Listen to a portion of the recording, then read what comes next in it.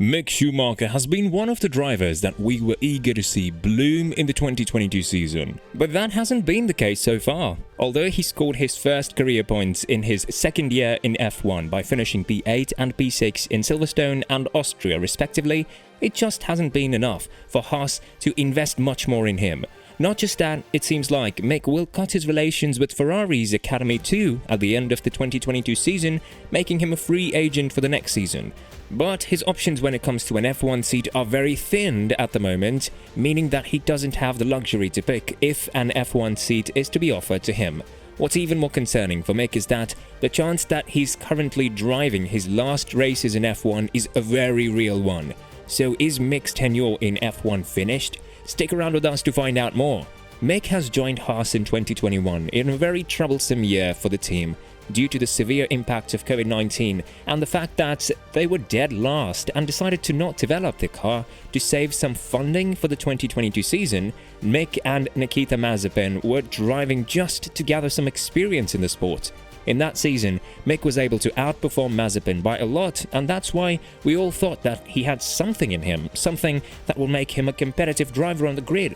However, 2022 came and Magnussen returned to Haas after Mazepin was sacked due to the Russian-Ukrainian war and his father having close relations with Putin. Now, Magnussen was able to finish P5 in the first race in Bahrain, and Mick has been put on a test.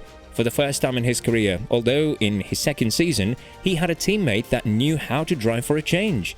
Mick found himself under pressure and he folded severely under it. Mick has made two enormous crashes in Jeddah and Monaco, each one potentially costing $1 million in repairs. Nevertheless, he was very close to scoring his first points in Canada, but due to reliability issues, he had to retire, and the scoring of his first points came in Silverstone, the race after Montreal. Although Schumacher finished P8 in Silverstone and was able to finish P6 in Austria right after the Silverstone weekend, it wasn't enough for the team to keep the faith in him and just make him more motivated.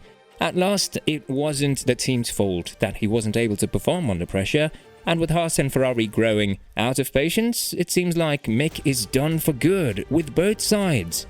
After the 2022 season, reports said that Mick is to cut the deal with Ferrari's academy and with Haas, and there are some reports that are just adding to this narrative. First, another ex-F1 driver who's looking to make a comeback in the sport will drive for Haas during free practice sessions in Austin and in Monza later this year, and that is Antonio Giovinazzi. There have been reports about him being the top candidate to replace Mick for the 2023 season, as the young German's contract ends at the end of this season. Another thing is that Steiner said that everything is open when it comes to the Haas spot, and although he did mention that Mick is still in play for it, chances for this happening are slim to none, since the team doesn't have the patience anymore to wait for progress now that they have a car that can score points. Mick has entered the Ferrari Academy with quite some big names in the young categories, such as Enzo Fittipaldi, Callum Ilott, and Robert Schwartzman. Everybody thought that Mick was in Ferrari's academy due to the fact that his father was the most successful driver for the team, winning 5 straight championships from 2000 to 2004 and maintaining close relationships with the team's directive. Ferrari denied all of this, and Binotto said, "For someone like me who has known him from birth, there is no doubt that welcoming Mick into Ferrari has a special emotional meaning, but we have chosen him for his talent and the human and professional qualities that have already distinguished him despite his young age," added Binotto when Mick was signed in the academy in 2019. However, with all that being said and done, it seems like Mick will have to look for another spot on the grid for the 2023 season. The problem is that the one spot he was truly hoping to sit in, and we were led to believe that will happen since Alpine's CEO has followed Mick on social media amid all of these talks, is probably the spot that will be fulfilled by another Frenchman. In this case, we're talking about Pierre Gasly, who is likely to be dropped out of AlphaTauri after it became evident that the team wouldn't promote him to the senior team alongside Verstappen one more time in his career after 2019.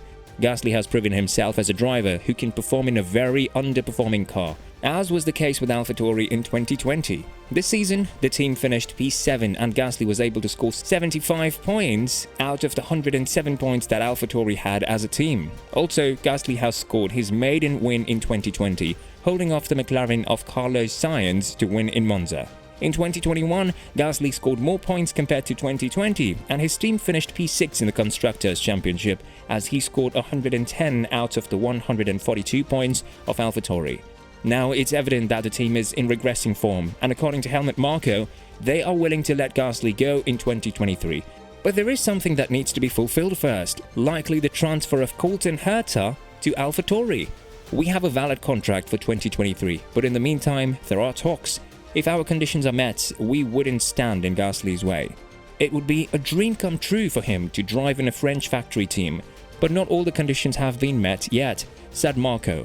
It's likely that the FIA will bend its rules in order to give Herta his super license based on a COVID standing rule that was implemented during the pandemic. Herta is a USA driver, and Marko has stated that the USA market is an important one, also admitting that Red Bull has followed Herta's progress closely. We've already thought about that, but we don't want to announce that yet. We have some people in the junior squad who have a super license. For the reserve driver, we would recruit someone from that. He has done a Formula 1 test, he was good. I don't want to get into details. Let's wait and see how this develops, finished Marko. What does this mean for Mick? It means that although with Gasly's departure and a seat in AlphaTauri possibly opening up, the team wouldn't consider him as a replacement for the 26-year-old Frenchman. Alpine have increased their interest in Gasly, and although Ocon and Gasly aren't in a good relationship, the team still wants to put the AlphaTauri driver next to Ocon, as he proved himself to be the better choice compared to Mick.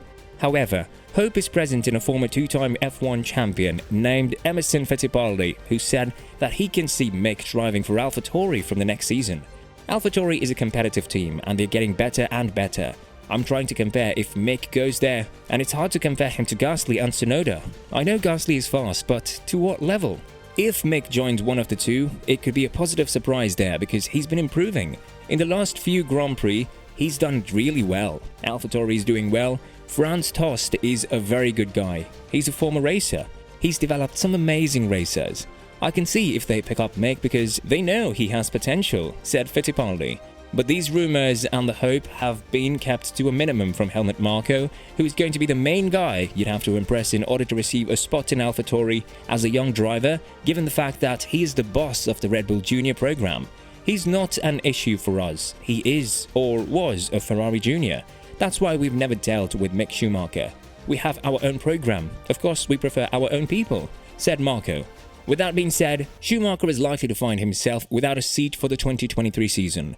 Although he did score some points this season, decent ones to be fair in just 2 races, some things just cannot be forgotten, and the fact that he went back to his old form with new upgrades after Austria have spoken enough for themselves. What do you think will happen next with Schumacher? Let us know in the comments below.